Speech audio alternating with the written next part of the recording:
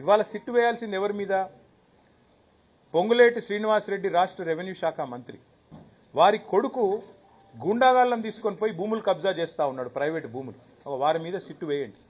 ఇవాళ రేవంత్ రెడ్డి గారి బావమరిది సృజన్ రెడ్డి డైరెక్ట్గా బొగ్గు కుంభకోణాలు చేస్తున్నాడని ఆధారాలతో చూపెడితే వారి మీద సిట్టు ఉండదు, ఏ విచారణ ఉండదు. కనీసం బీజేపీ వాళ్ళని ఆశ్చర్యం అనిపించింది కిషన్ రెడ్డి గారు మాట్లాడితే. ఆయన అంటున్నాడు, ఏది రాష్ట్ర ప్రభుత్వం కంప్లైంట్ చేస్తున్నట, ఈయన సిబిఐ విచారణకు ఆదేశిస్తారట. అంటే ఎట్లుందంటే ఇది పట్టపగలే దోపిడీ చేసిన దొంగ. నేను దొంగతనం చేసిన అనుభవం ఇవ్వడని చెప్తాడా పోలీస్ స్టేషన్లో? దొంగ అని చెప్పి మేము ఆధారాలతో సహా చూపెడుతుంటే కాదు కాదు కాదు దొంగనే ఫిర్యాదు చేయాలి, చేస్తే మేము విచారణకు ఆదేశిస్తాం. ఇంత అసహ్యంగా, ఇంత ఎబ్బెట్టుగా ఇవాళ కేంద్ర ప్రభుత్వ వైఖరి ఉంది.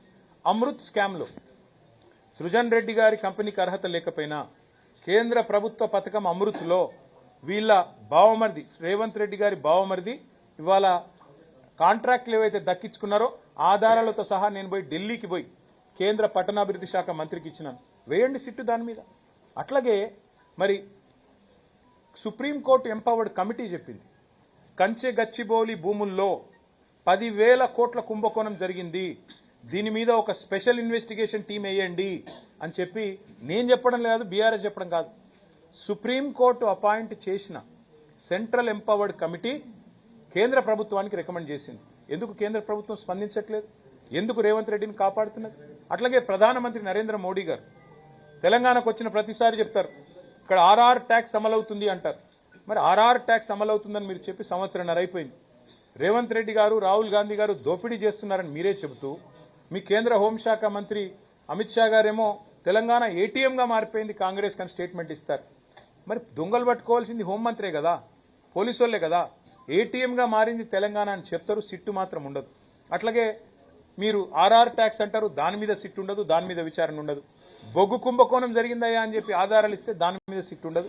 మమ్మల్ని మాత్రం పిలుస్తున్నారు.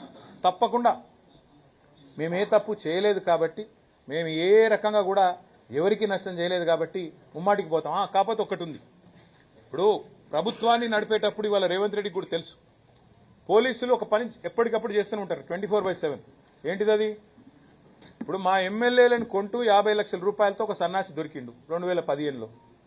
ఒక సన్నాసి మా ఎమ్మెల్యేలను కొంటూ 50 లక్షల రూపాయలు పట్టుకొని బ్యాగులో మా ప్రభుత్వాన్ని కూల్చాలని కుట్ర చేస్తూ దొరికిండు. మరి ప్రభుత్వాన్ని కూలగొట్టే కుట్రలు ఎవరైనా చేస్తే వాళ్ళ ఫోన్లు పోలీసులు ఏమో నిన్నరేమో, నాకేం తెలుసు. అట్లాగే ఇంకెవరన్నా అట్లాంటి పనులు చేసిండ్రేమో, పోలీసులు వినరేమో, మంత్రులకు ఏం తెలుస్తుంది, ప్రభుత్వంలో ఉన్న వాళ్ళకి ఏం తెలుస్తుంది. ఇంకొక విషయం కూడా మీకు చెప్తున్నా బ్రదర్, ఇది మీకు గుర్తుపెట్టుకోండి. ఇవాళ ఈ రోజు నేను చెప్తా ఉన్నా, గుర్తు చేసుకోండి. కోమటిరెడ్డి వెంకటరెడ్డి గారు, ఉత్తమ్ కుమార్ రెడ్డి గారు వారి ఫోన్లు ట్యాప్ అవుతున్నాయని చెప్పి జర్నలిస్టులకు చెప్తే జర్నలిస్టులు దాని మీద మరి వార్తలు రాస్తే ఇంతవరకు ప్రభుత్వం ఖండించలేదు.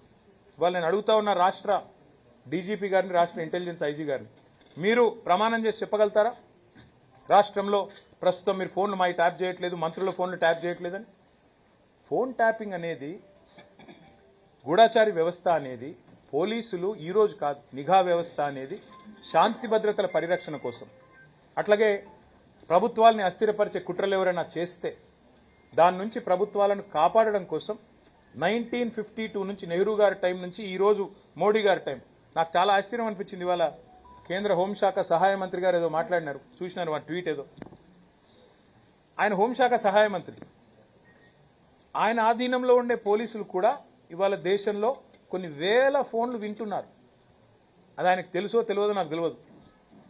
అంటే ఇది దేశ భద్రతకు, శాంతి భద్రతల పరిరక్షణకు, ప్రభుత్వాల స్థిరత్వానికి సంబంధించి పోలీసులు రొటీన్గా శాంతి భద్రతలు కాపాడాలి అనుకున్నప్పుడు జరిగే కార్యక్రమం. దానికి మంత్రులకు, ప్రభుత్వంలో ఉండే రాజకీయ నాయకులకు పాత్ర ఉండదు.